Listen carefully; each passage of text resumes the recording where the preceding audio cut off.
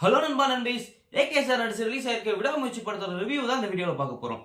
படத்தோட ஸ்டோரின்னு பார்த்தீங்கன்னா, ஒரு கப்புள்ஸ் லவ் பண்ணி கல்யாணம் பண்ணிக்கிறாங்க. அவங்க லைஃப்பில் ஒரு ட்ரௌமா நடக்குது.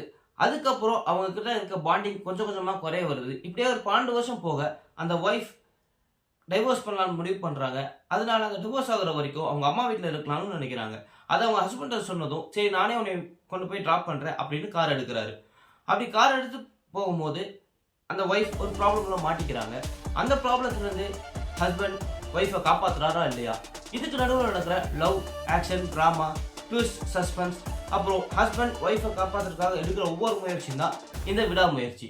படத்தோட பாசிட்டிவ் பார்த்தீங்கன்னா நம்ம ஏகே சார் தான்.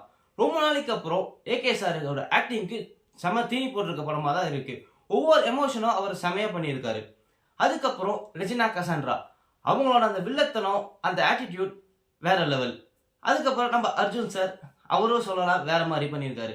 அப்புறம் ஆரவ் இருக்காரு இல்லையா, பிக் பாஸ் ஆரவ், அவரும் அவரோட ரோலை நீட்டாக பண்ணியிருக்காரு. அதுக்கப்புறம் நம்ம அனி, சொல்லவே வேணாம், அவர் தான் அந்த படத்தோட ஒரு பில்லரு. செகண்ட் ஹாஃபில் அவர் போட்ட அந்த பிஜிஎம் பத்திக்குச்சு, வேற மாதிரி இருந்துச்சு. அப்புறம் படத்தோட விசுவல்ஸும் டிஓபி ஒர்க்கும் ஹாலிவுட் ரகம் தான். படத்தோட நெகட்டிவ் பார்த்தீங்கன்னா, ஒரு சில கேரக்டரை வந்து காமிக்கிறாங்க, அதை டக்குன்னு ரிவீல் பண்ணனால அதில் இருக்க சஸ்பென்ஸ் குறையுது. மேபி அதை கொஞ்சம் லேட்டாக பண்ணி அந்த சஸ்பென்ஸ் உடச்சிருந்தா, அவங்க அந்த கேரக்டரை கிராக் பண்ணியிருந்தா இனிமேல் நல்லா இருந்திருக்குமோன்னு தோணுது. அப்புறம் ரெண்டாவது, இந்த படத்தில் அங்கங்கே கொஞ்சம் லேக் ஆகிறது ஒரு படத்தை வந்து ஸ்லோ அப் பண்ணுற மாதிரி ஃபீல் ஆகுது. எனக்கு இந்த படம் நல்லா ஒர்க் ஆச்சு. அங்கங்கே லேக் இருந்தாலும் ஓவராலாக படம் பார்க்கும்போது எனக்கு அந்த படம் பிடிச்சிருந்துச்சு. ஸோ படம் பார்க்கறதுக்கு முன்னாடி நான் உங்களுக்கு கொடுக்குற ஒரு சஜஷன் என்னென்னா, இது ஒரு அஜித் படம், தலை நடிச்சிருக்காரு, வேற மாதிரி இருக்க போது, செம மாசா இருக்க போது, ஆக்ஷனாக இருக்க போது நினச்சிட்டு போனீங்கன்னா கண்டிப்பாக டிசப்பாயின்மெண்ட் ஆவீங்க. கொஞ்சம் லைட் வெயிட்டான படம், நார்மலாக போகும் அப்படின்ற ஒரு மைண்ட் செட்டோட படத்தை பாருங்க, கண்டிப்பாக உங்களுக்கு இந்த படம் ரொம்ப பிடிக்கும். சரி, இப்போ என்னதான் சொல்ல வர, விடாமுயற்சி விஸ்வரூப வெற்றியா இல்லையா, அதான உங்க கேள்வி? நோ,